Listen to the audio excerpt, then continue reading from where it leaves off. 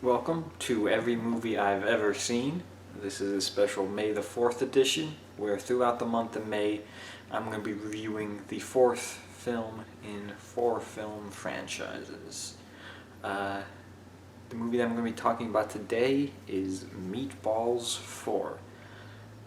Meatballs 4, it's the quote-unquote fourth installment of the Meatballs franchise. I say that because I don't think any of them have anything to do with the other ones. I've never seen the first three. I have no intention of doing, but this particular movie, Meatballs 4, asks the age-old question of, can Jack Nance carry a movie completely by himself?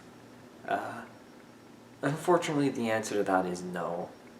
No disrespect to Jack Nance. He is an incredible actor, and everything that I've seen him, particularly, of course, the obvious Twin Peaks, he's great in that, one of the best parts of that show. And it's interesting, I don't think this was intentional, but in this movie, it's about two rival summer camps, and the other rival summer camp is called Twin Oaks, which is too clever to be an intentional Twin Peaks reference. But, it's there. Accidental reference by the people who made this movie. But, this movie, it's, like I said, it's two rival summer camps for adults. I suppose they're supposed to be adults. Do adults go to summer camp? That's not a thing, is it? It's supposed to be like kids go to summer camp. But if these are supposed to be high school students, they're way too old to be high school students, and if they are supposed to be high school students, there's a whole lot of sexualization going on there. So I'm gonna probably say they're adults, but why would adults go to summer camp? I guess they could be college students. That would work, potentially, but why would college students want to go to summer camp? I don't know. This movie reminded me a lot of Out Cold. This is like a genre of movie that I don't think is very good. It's like the Save the Blank movie. There's a location, whether it's a summer camp or a ski mountain, and these people go there, and evil company, corporation thing wants to buy the mountain or buy the lake, and they gotta try and save it, stop the evil company, corporation thing from buying the mountain / lake, and hijinks ensues, and nudity and comedy, except not. This is a genre of movie. I don't know what it is, but it's not a genre movie that I like. It's not a genre movie that I think is very good, and it's not a genre of movie that I understand why anyone else would like. I mean, who goes to see this?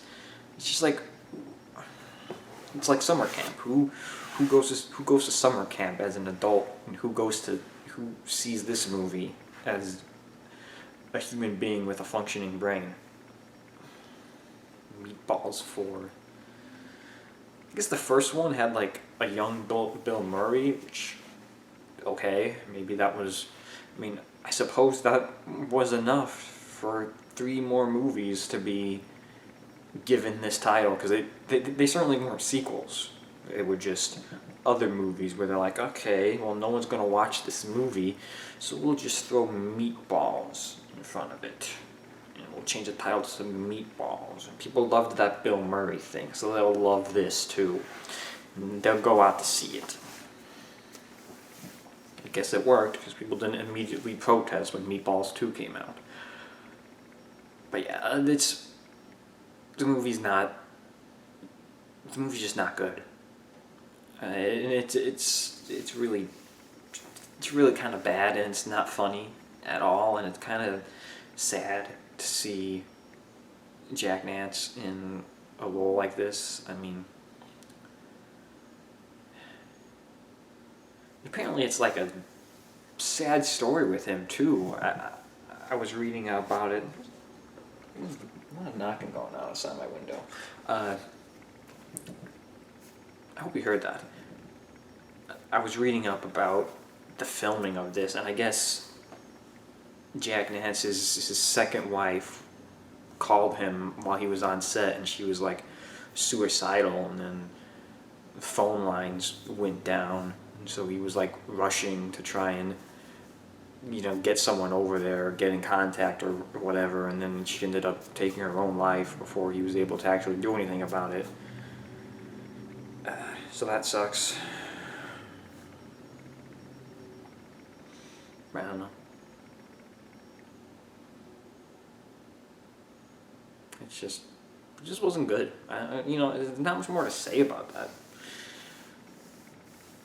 And you can tell a movie, you can tell the quality of a movie is if you can find it on, if you can find it on YouTube just out there.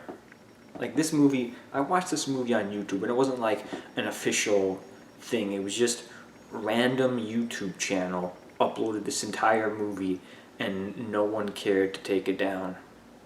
I mean, no one cared. No, who cares about this? They can't possibly think they're gonna still make money for this. I don't even think the video I watched had a whole lot of views. People aren't even watching this for free. You see that with a couple movies. A couple movies are like, no one cares about this movie. No one's checking on the copyright or whatever. Oh. But yeah, so it's just out there on YouTube. I think it's slightly edited down to get rid of some of the nudity, which I don't think that even matters either. I'm pretty sure you can get away with that stuff if it's a movie on YouTube, but I guess that's a plus. I was able to watch it easy. I didn't have to go to any effort to figure out how to watch it, which is always nice because it's never worth it.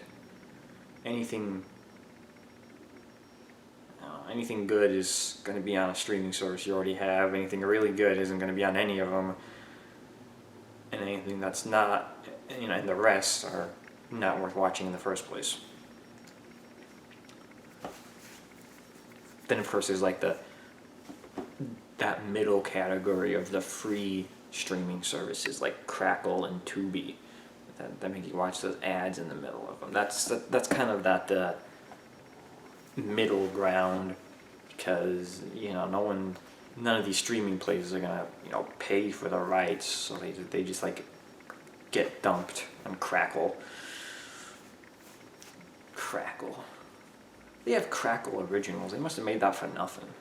Who watches Crackle originals? Anyway, that's all I've got to say about Meatballs 4.